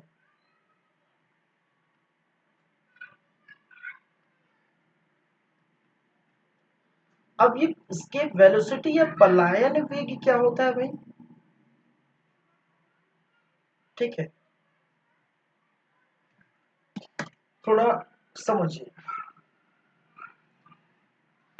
अगर मैं कहूं कि भाई साहब ये पेन को कि यहीं पर ठहर जा, ठीक है, जादू दिखाने वाला क्या करते हैं, यहीं पर ठहर जा, तो ये ठहर नहीं रहा है, ठीक है, इसको छोड़ दो तो ये ठहर नहीं रहा है, गिर जा रहा है, तो क्यों नहीं गिरेगा भाई, क्यों नहीं गिरेगा, क्योंकि पृथ्वी क्या कर रही है, एक फोर्स लगा रहा है, ठीक है, बल लगा रहा है, उसी को तो जो गुरुत्वीय बल कहते हैं, गुरुत्वाकर्षण बल कहते हैं, ठीक है, पृथ्वी बल जो लगा रहे उसी की वजह से ये गिर रहा है। लेकिन क्या यदि ऐसा हो सकता है कि इस पेन को इतना दूर फेंको, इतना दूर फेंको कि ये वापस ना आ जाए, ठीक है, इतना दूर फेंको कि वापस आ ही ना, ठीक है।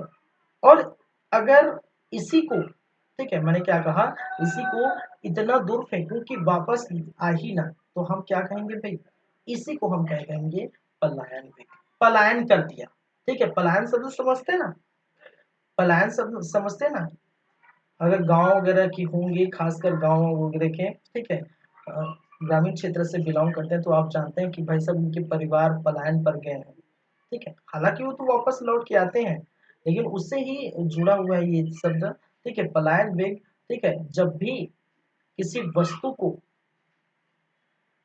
गुरुत्वाकर्षण बल के बाहर अगर फेंक दिया जाए तब वो वस्तु कभी वापस नहीं आएगी, वो क्या है, इस प्रकार से लटकती रहेगी, तैरती रहेगी, और इसको हम कहते हैं पलायन, ठीक है। चलिए, तो इसको हम क्या लिख सकते हैं, इसको लिख सकते हैं परिभाषा। परिभाषा अगर हम लिखें तो अपनी भाषा में, अपनी शब्दों में, जैसे कि मैंने कहा अपनी भाषा में, ठीक है, कि पलायन वेग वह वेग है, पलायन वेग वह वेग है जिससे जिससे किसी वस्तु को, जिससे किसी वस्तु को, ठीक है, फेंके। और कैसे फेंके, किसी वस्तु को गुरुत्व त्वरण, ठीक है, गुरुत्वाकर्षण बल से, गुरुत्वाकर्षण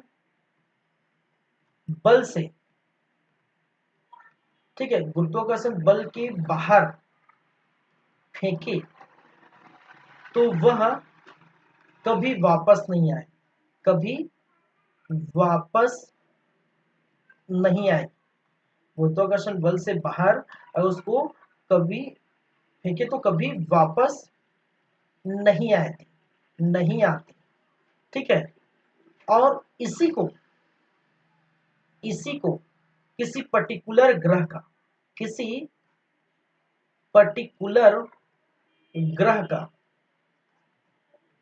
क्या कहते हैं, पलायन वेग कहते हैं, पलायन वेग कहते हैं। अगर हम बात करेंगे पृथ्वी का पलायन वेग, पृथ्वी का पलायन वेग कितना है, ठीक है, पृथ्वी का पलायन वेग कितना है, तो आप क्या बताएंगे, 11.2 किलोमीटर पर सेकेंड। इसका मतलब क्या है कि एक सेकेंड में अगर मैं किसी वस्तु को, मान के चलिए पेन है, इस पेन को एक सेकेंड में 11.2 किलोमीटर या उससे अधिक मैं फेंकू तो ये वापस नहीं आएगी। एक सेकंड की बात करो ना, एक सेकंड, एक सेकंड में, ठीक है, एक सेकंड में अगर इस प्रकार से फेंकू तो 11.2 किलोमीटर पर आवर, एक सॉरी पर सेकंड, एक सेकंड में उतना दूर जाना चाहिए तब ये वस्तु वापस क्या होगी, नहीं आएगी, ठीक है।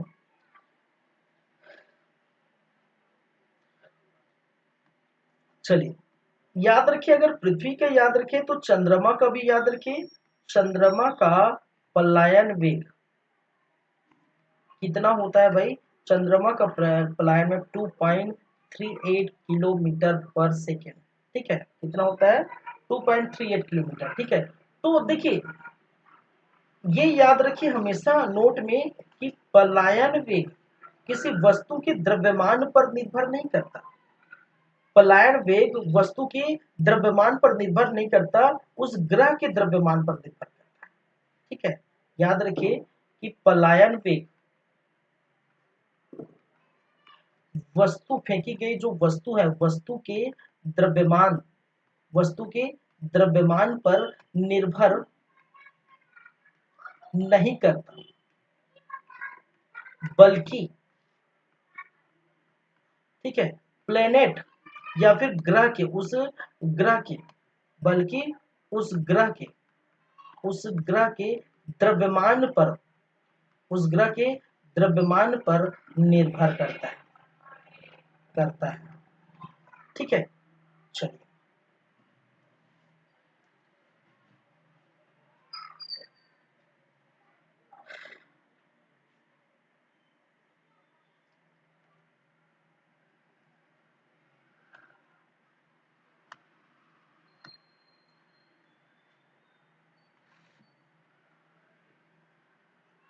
याद रखिए ये सूत्र हमेशा याद रखिए। ये जो है पलायन वेग का सूत्र है, मैं डायरेक्ट लिख रहा हूँ क्योंकि इसको निकाल भी सकते हैं लेकिन कोई मतलब नहीं, ठीक है। इसको हम निकाल भी सकते हैं लेकिन कोई मतलब नहीं, लेकिन इसको आप लिख लीजिए, ठीक है। इसको हम डिनोट करते हैं वीई, वीई, ठीक है। Escape velocity, velocity of escape, ठीक है। E for escape, V for velocity, escape velocity. Escape velocity under root two G R, ये हमेशा याद रखिए, ठीक है। जब भी आपको पलायन वेग निकालना है, ठीक है, आप याद रखिए ये G4, ये है पलायन वेग, यहाँ पर पलायन वेग, और टू तो टू है, अंडर रूट तो अंडर रूट जानते हैं। G4 जो है त्वरण है, क्या है, गुरुत्वीय त्वरण है। आर जो उसका रेडियस है। तो ये हमेशा क्या करिए, नोट डाउन रखिए, याद रखिए, ठीक है। ये आपको क्या करना है भाई साहब, ये आपको याद रखना है, ठीक है। बहुत ही इंपॉर्टेंट है। पलायन वेग के सूत्र के रूप में आपको क्या रखना है, याद रखना है, ठीक है। फॉर्मूला या सूत्र, ठीक है। चलिए,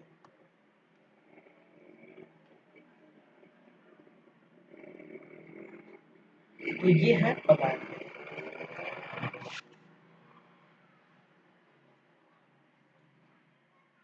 दूसरा एक होता है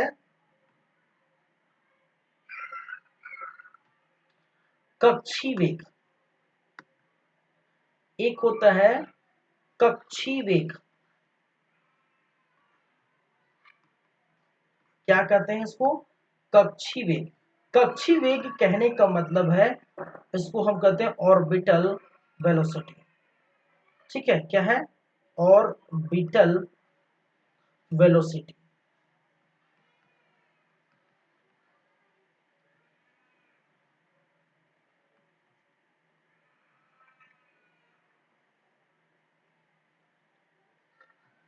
चलिए,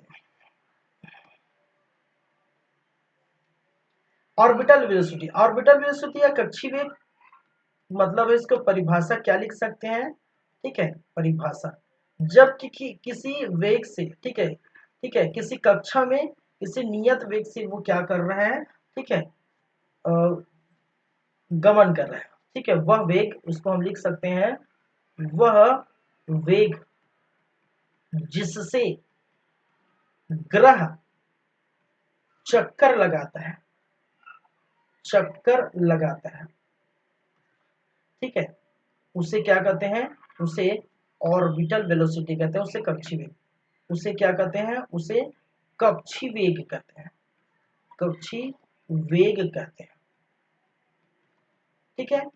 अगर देखिए तो आप जानते हैं सूर्य है, क्या है भाई साहब, सूर्य है, और सूर्य की चारों तरफ, ठीक है, सूर्य के चारों तरफ क्या है, जितने भी ग्रह है, ठीक है, ग्रह अपने कक्षा में, अपने कक्षा में, चाहे वो पृथ्वी हो, अगर मान के चलिए मैंने पृथ्वी की बात की, तो पृथ्वी अपने कक्षा में क्या करेगा, वो चक्कर लगाएगा, ठीक है। सभी जो है अपने अपने कक्षा में क्या कर रहे हैं, चक्कर लगाता है, ये आप जानते हैं। सभी जो है अपने अपने, सभी ग्रह अपने अपने कक्षा में क्या करता है भाई साहब, चक्कर लगाता है, ठीक है। तो एक कक्षा में चक्कर लगाता है, और ये चक्कर लगाता है, तो उसी को हम क्या कहते हैं, उसी को हम कहते हैं कक्षी वेग, ठीक है। इसको क्या कहते हैं, कक्षी वेग। और इसको हम किससे डिनोट करते हैं, वी म्यू बराबर अंडर रूट जी आर से, इसको, इसका सूत्र यही है। तो मैं बार बार बोल रहा हूँ, कुछ कुछ चीजें आपको याद रखनी है, ठीक है, कुछ कुछ चीजें आपको याद रखनी है। ये आपका सूत्र किसका है, ये कक्षी वेग का क्या है, सूत्र है। चलिए, यहां पर हम बात करें पलायन वेग, पलायन वेग एवं कक्षी वेग में क्या है, क्या संबंध है, ठीक है। पलायन वेग और कक्षी वेग में क्या संबंध है, तो आप जानते हैं। तो पलायन वेग वेग बराबर क्या होता है, पलायन वेग। ठीक है, वी ई बराबर अंडर रूट 2 GR अभी देखे हैं। और कक्षी वेग बराबर, कक्षी वेग बराबर क्या होता है, वी म्यू बराबर जी आर। ठीक है, क्या है, वी म्यू बराबर जी आर, अंडर रूट क्या है, जी आर। ठीक है, अब हम क्या करते हैं, समीकरण नंबर 1 मान लेते हैं इसको, इसको समीकरण नंबर 2 मान लेते हैं। तो इसको हम ऐसे लिख सकते हैं, समीकरण 1 एंड 2 से। ठीक है, समीकरण नंबर 1 एवं 2 से। चलिए, इसको अगर लिखें तो उसको इस प्रकार से लिख सकते हैं, बटे वी न्यू बराबर 2 GR बटे GR लिख सकते हैं। ये आर को भी कैपिटल लिख देता हूँ, 2R GR बटे 2GR। यहाँ पर आप देखें तो ये GR और ये GR क्या हो गया, आपस में कट गए। ठीक है, ये GR और ये GR आपस में कट गए। तो जो बचा क्या है, बचा क्या भाई साहब, यहाँ पर वी ई वी म्यू बराबर अंडर रूट 2, और यहाँ पर कुछ नहीं है तो अंडर रूट 1 ही है, नहीं है तो क्या है, अंडर रूट 1 है। तो इसको हम इस प्रकार से लिख सकते हैं, वी ई, ठीक है, अनुपात वी म्यू बराबर 2, 2:1 का अगर मैं निकालूं, नहीं निकालूं मतलब एक ही है। ठीक है, तो उसको मैं इस प्रकार से लिख सकता हूं। ठीक है, इसको मैं क्या कर सकता हूं, इस प्रकार से लिख सकता हूं। तो ये है उन दोनों में संबंध। ये कभी कभी न्यूमेरिकल में फंसा देता है। न्यूमेरिकल में आपको क्वेश्चन दे दिया रहेगा। ठीक है, आपको न्यूमेरिकल में, न्यूमेरिकल कहता हूं, ठीक है, क्वेश्चन डायरेक्ट पूछा जाएगा कि पलायन वेग, पलायन वेग एवं कक्षी वेग में संबंध है। ठीक है, पहला ऑप्शन यही रहेगा। ठीक है, पहला ऑप्शन रहेगा आपका अंडर रूट 2/1, दूसरा ऑप्शन रहेगा, ठीक है, अंडर रूट 2 अनुपात 3, या अंडर रूट 1/2। ठीक है, या इनमें से कोई नहीं, जो भी है इनमें से कोई नहीं। ऐसा आपको क्वेश्चन दिया रहेगा कि कक्षी वेग और पलायन वेग के बीच अनुपातों का अंतर इस प्रकार है, या फिर जो भी क्वेश्चन। ठीक है, तो ऐसे क्वेश्चन पूछे जाते हैं, क्वेश्चन आप यहीं से उठते हैं। ठीक है, क्वेश्चन क्या है, यहीं से उठते हैं। तो याद रखिए ये इनका, इन दोनों के बीच संबंध। ठीक है, चलिए, तो हो गए आपका ये सारी बातें, ये चीजें। नेक्स्ट हम चलते हैं।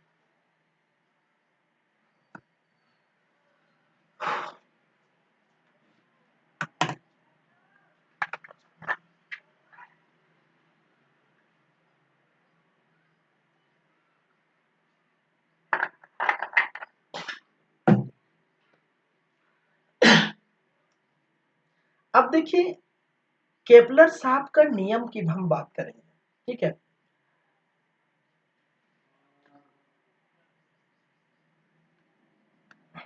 हम बात करेंगे, हमारा नेक्स्ट होगा केपलर के ग्रह संबंधी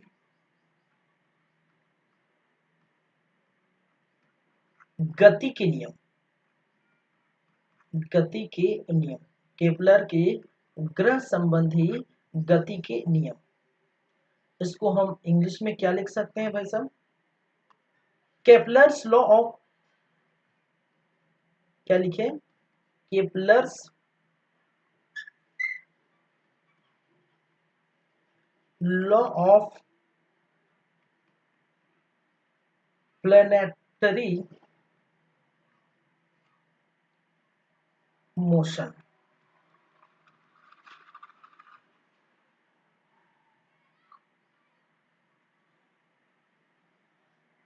ठीक है, कितने नियम हैं? 3 नियम है। तो नियम फर्स्ट, नियम प्रथम, चलिए प्रथम नियम भाई साहब क्या बोलना है इसका, ठीक है, कि प्रत्येक ग्रह, ठीक है, इसको कक्षाओं का जो है नियम कहा जाता है। नियम फर्स्ट को क्या कहा जाता है? कक्षाओं का नियम, कक्षाओं का नियम, ठीक है। प्रथम नियम को क्या कहते हैं? कक्षाओं का नियम भी कहते हैं, ठीक है। लॉ ऑफ ऑर्बिट्स को क्या कहा जाता है? Law of orbits, law of orbits, ठीक है। इसको क्या लिखूंगा, चलिए किसके अनुसार, इस नियम के अनुसार क्या कहा है कि प्रत्येक ग्रह, मैं लिख देता हूं पहले, प्रत्येक ग्रह सूर्य के चारों ओर, प्रत्येक ग्रह सूर्य के चारों ओर दीर्घा वृत्ति कक्षा, सूर्य के चारों ओर दीर्घ वृत्ति कक्षा में इस प्रकार परिक्रमा करता है, इस प्रकार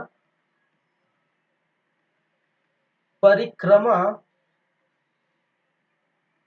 करता है कि सूर्य इस दीर्घ कक्षा के एक नाभि पर केंद्र है, कि सूर्य इस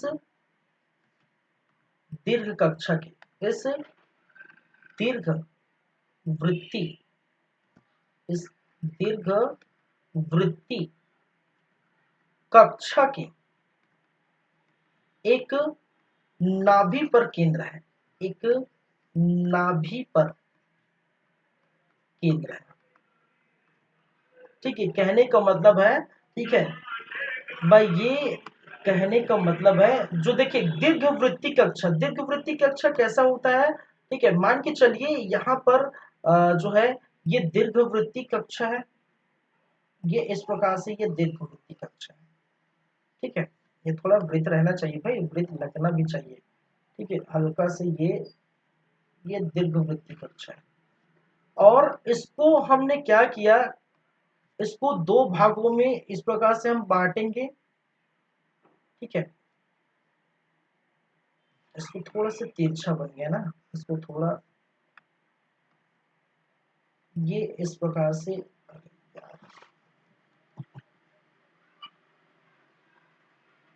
चलिए अब थोड़ा सा बेटर हुआ।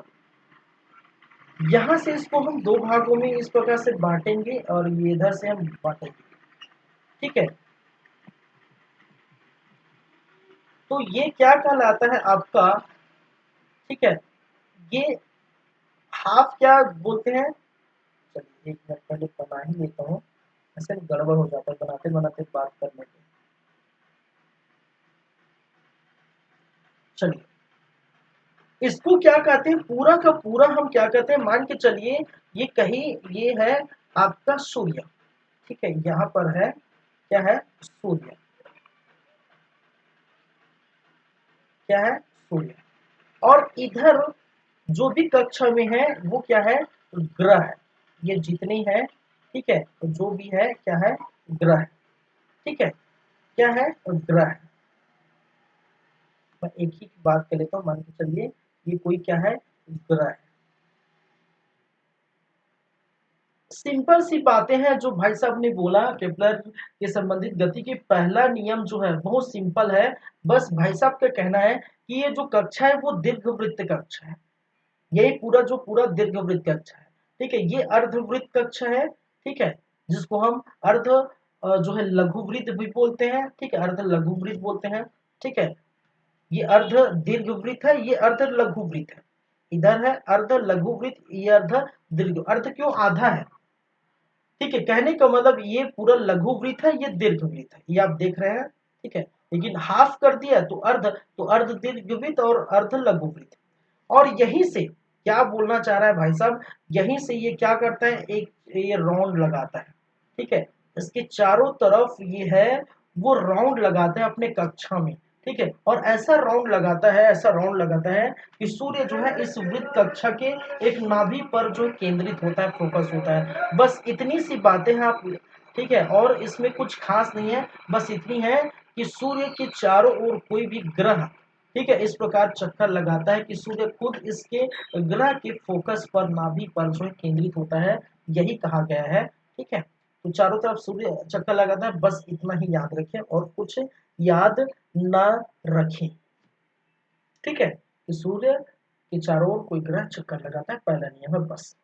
ठीक है, इधर उधर भटकने की जरूरत नहीं है। चलिए, दूसरा नियम भाई साहब ने नियम दूसरा भी दिया है, तीसरा भी दिया है, तो नियम 2 देख लेते हैं। नियम 2 क्या कहता है? नियम 2 कहता है, ठीक है, क्या कहता है? प्रत्येक ग्रह,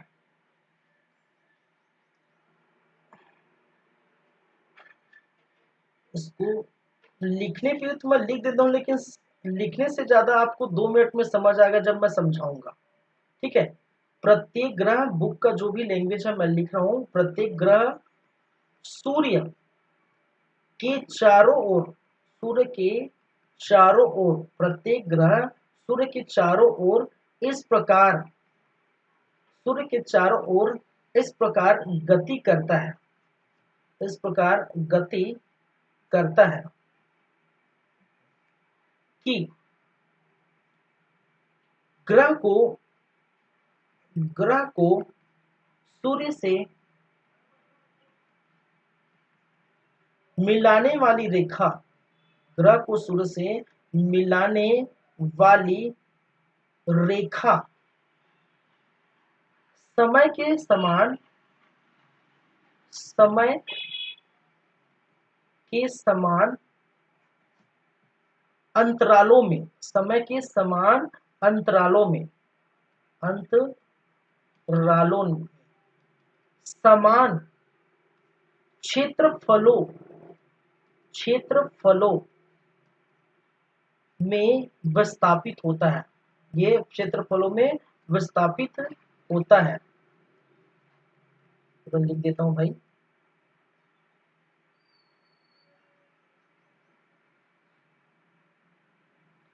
चलिए,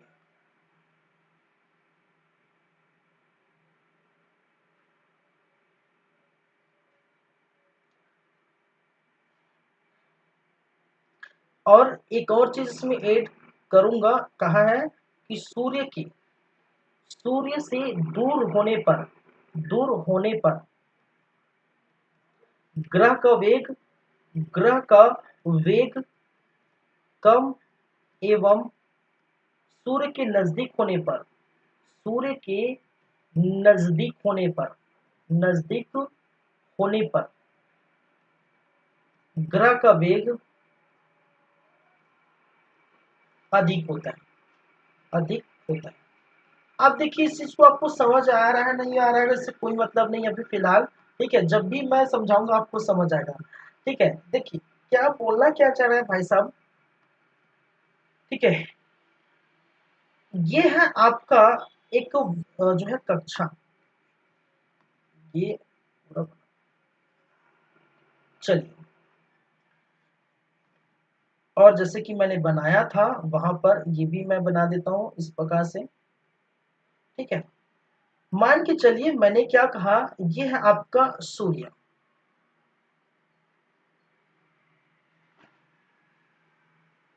ठीक है, सूर्य क्या बोल रहा है, बोलने का मतलब क्या है, तात्पर्य है, अगर मान के चलिए कोई ग्रह है, ठीक है, कोई क्या है, ये ग्रह है, कोई ग्रह है, तो कोई ग्रह यहां से यहां तक, मैंने क्या कहा, यहां से पहुंच गया यहां तक, कोई भी टाइम लेकर, समझेगा मेरी बातें, कोई भी टाइम टेकन लेकर यहां से यहां तक क्या है, कोई ग्रह पहुंच गया। ठीक है, चाहे वो टी इज इक्वल टू कुछ भी सेकेंड है, 10 सेकेंड मान के चलिए, मैं एग्जांपल दे रहा हूं, ऐसा नहीं बोल रहा हूं कि एग्जैक्टली है, एग्जांपल है।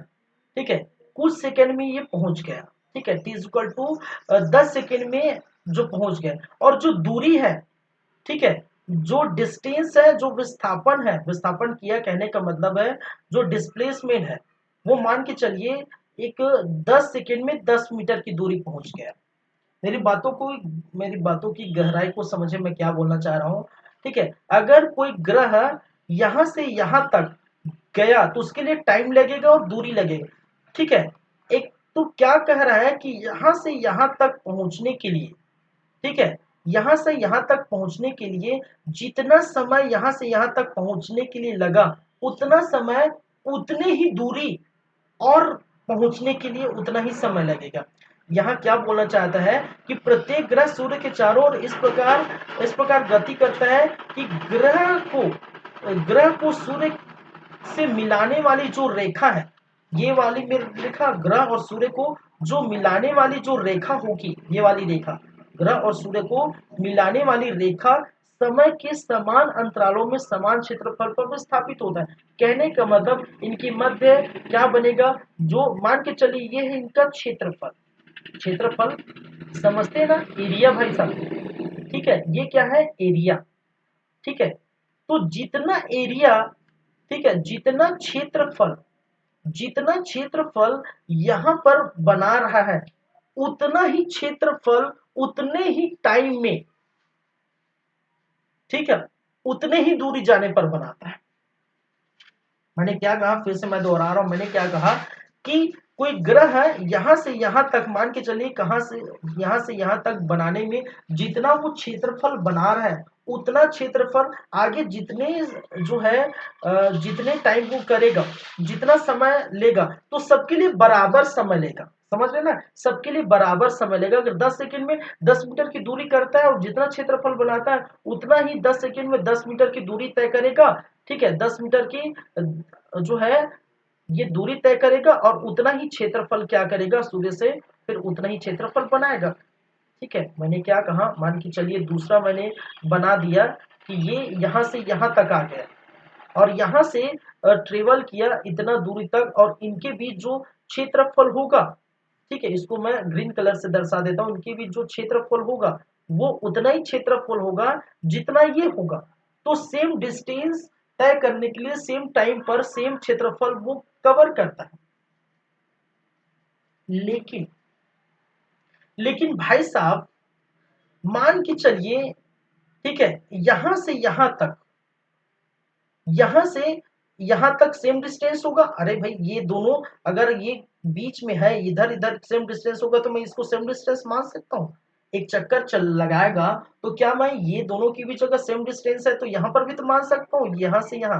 ठीक है, इन दोनों ग्रहों की जो एक ही ग्रह है, एक ग्रह यहां से यहां उठ कर आया है, ये ट्रेवल कर रहा है, तो अगर ये दोनों, ये डी इक्वल टू 10 मीटर है तो ये भी डी इक्वल टू अगर 10 मीटर मान ले, ठीक है, डी इक्वल टू 10 मीटर मान ले, तो यहाँ पर क्या बताइए मुझे, अगर सेम आपने बोला है तो क्या बताइए, यहाँ से यहाँ तक का जो क्षेत्रफल बनेगा, यहाँ से यहाँ तक का जो क्षेत्रफल बनेगा, क्या क्षेत्रफल, ये क्षेत्रफल और ये क्षेत्रफल दोनों क्या बराबर हो रहे हैं, दिखाई दे रहा होगा आपको, क्या ये दोनों क्षेत्रफल बराबर है, नहीं है,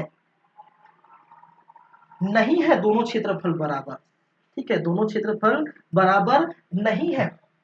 लेकिन भाई साहब, आपने एक चीज और जो है देखा नहीं होगा, एक चीज और पढ़ा नहीं है। क्या नहीं पढ़ा है, कि क्या कहा रहा है कि सूर्य से दूर होने पर कोई भी ग्रह वेग कम हो जाता है, सूर्य के नजदीक होने पर वेग अधिक बढ़ जाता है। भाई साहब, ठीक है, जितना आप 10 मीटर की दूरी पार करने में जो समय लगा रहे हैं ना, ठीक है, वो क्या होगा, दरअसल क्या होगा कि वो उनका वेग बढ़ जाएगा। सूर्य के नजदीक आ रहा है ग्रह, जब भी ग्रह सूर्य के नजदीक आएगा, तब क्या बोल रहा है कि उसका वेग क्या होगा, अधिक होगा। लेकिन जब सूर्य से दूर होगा तो वेग, तो जितने समय में ये 10 मीटर की दूरी तय कर रहे हैं, उतने समय में तो ये या इतना दूरी जो भी है, ठीक है, उतने ही समय में टी इक्वल टू 10 सेकेंड में, उतने समय में तो जो है वो ज्यादा दूरी तय कर लेगा। टी इक्वल टू मान के चलिए 20 मीटर की दूरी तय कर लेगा।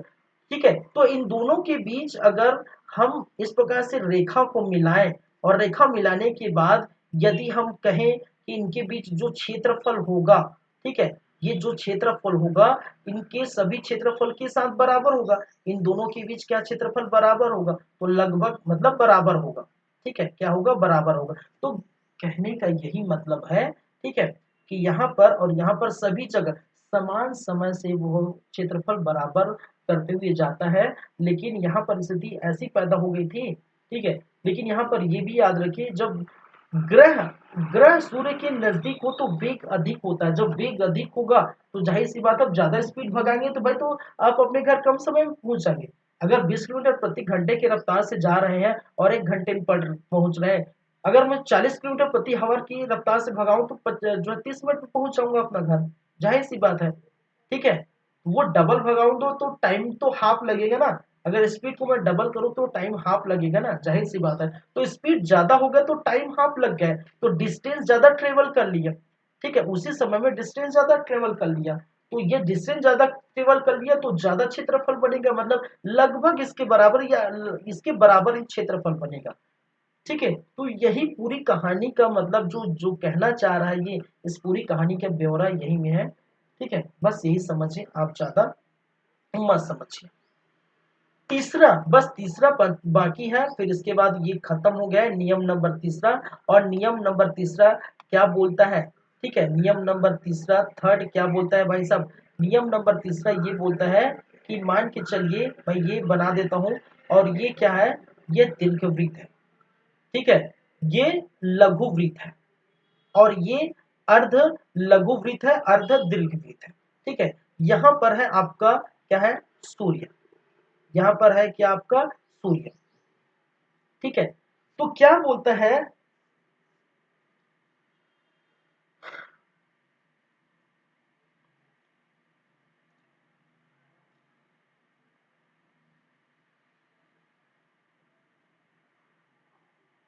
चलिए, अगर कोई भी ग्रह है, कोई भी ग्रह है, और ग्रह क्या करता है, ठीक है, इसमें नियम तीसरा बोलता है कि यदि यदि कोई ग्रह सूर्य के चारों ओर, सूर्य के चारों ओर एक पूरा चक्कर, एक चक्कर पूरा करता है सूर्य के चारों ओर, ठीक है, एक चक्कर पूरा करने पर, एक चक्कर पूरा करने पर, पूरा करने पर उसका आवर्तकाल, ठीक है, उसका आवर्तकाल, आवर्तकाल मतलब टी, उसका जो आवर्तकाल टी होगा, ठीक है, वो दुगने होगा किसके, उसके किसके, उसके जो कक्षा के, ठीक है,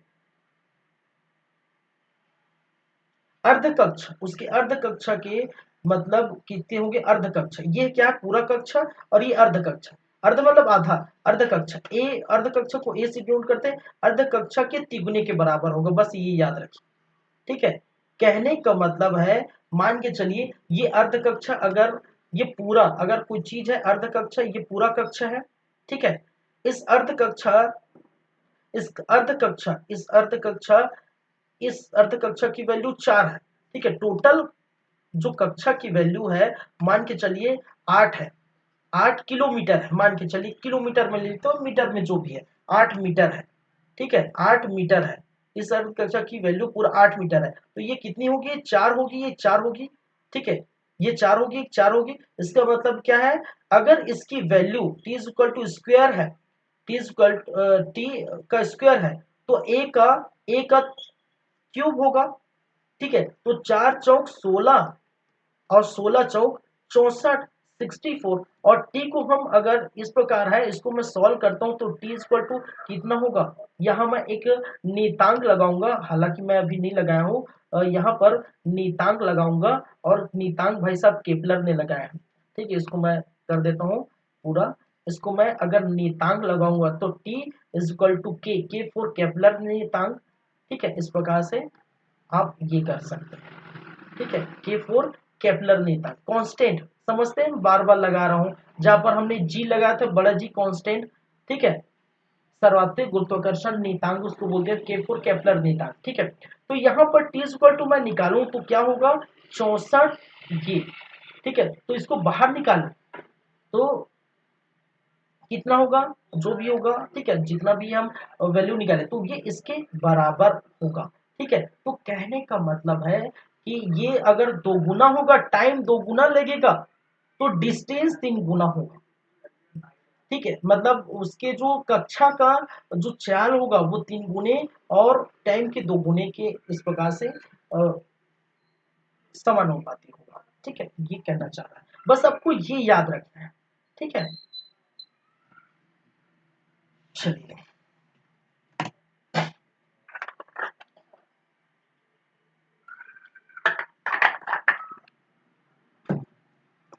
चलिए ठीक है, तो 88 64 ये हो गया, तो ये टी इक्वल टू 8 आ गया। मतलब टी अगर 8 हुआ, ठीक है, तो ये जाहिर सी बात है, ये अगर टी 8 है तो ये ठीक है 4, ठीक है, इसके बराबर डबल होगा। ठीक है, तो इस प्रकार से आप देखें तो ये 3 गुना होगा, तो ये 2 गुना होगा। ठीक है, तो इस प्रकार से आप देख सकते हैं। ठीक है, बस इसको मैं ऐसे समझाने के लिए बताया हूँ, ऐसा जो है कुछ नहीं है। ठीक है, बस आपको याद क्या रखना है भाई साहब, ये याद रखना है कि ये कक्षी जो अर्ध कक्षी, ठीक है, अर्ध कक्षी के जो है वैल्यू होगा वो उसके जो आवर्त काल के जो है स्क्वायर के आसपास इस प्रकार रहता है। ठीक है, तो ये चीजें याद रखिए। चलिए, तो 3 नियम हो गए, तीनों नियम पढ़ लिए, जाहिर सी बात है, अच्छी बात है। और आपका जो हम बात कर रहे थे गुरुत्वाकर्षण, तो ये सभी आपका हो गया। एक क्लास में ये 5 तक देखे, क्लास में ये 4 5 जो छूटा था वो देख लिया। इसका मतलब हमारे पास जो चीज गुरुत्वाकर्षण में जो बात करने वाले कर रहे थे वो प्रॉपर समाप्त हो जाता है। ठीक है, और समाप्त हो गया तो हमारा टाइमिंग भी समाप्त हो गया है, और इसके साथ ही हम विदा लेते हैं आप लोगों से, और नेक्स्ट क्लास में आगे की हम बातें करेंगे। ठीक है, तो thank you guys, thank you class, मिलते हैं नेक्स्ट क्लास। और नेक्स्ट क्लास में हो सके तो हम साउंड देखेंगे, हीट, टेम्परेचर और थर्मोडायनेमिक्स भी है। ठीक है, साउंड बाकी है, हीट, टेम्परेचर, थर्मोडायनेमिक्स है, वो भी हम देखेंगे। उष्मा, ताप और उष्मा गतिकी, तो ये भी हम देखेंगे। तो चलिए फिर, धन्यवाद, थैंक यू, मिलते हैं नेक्स्ट टाइम, तब आगे की बातें करेंगे।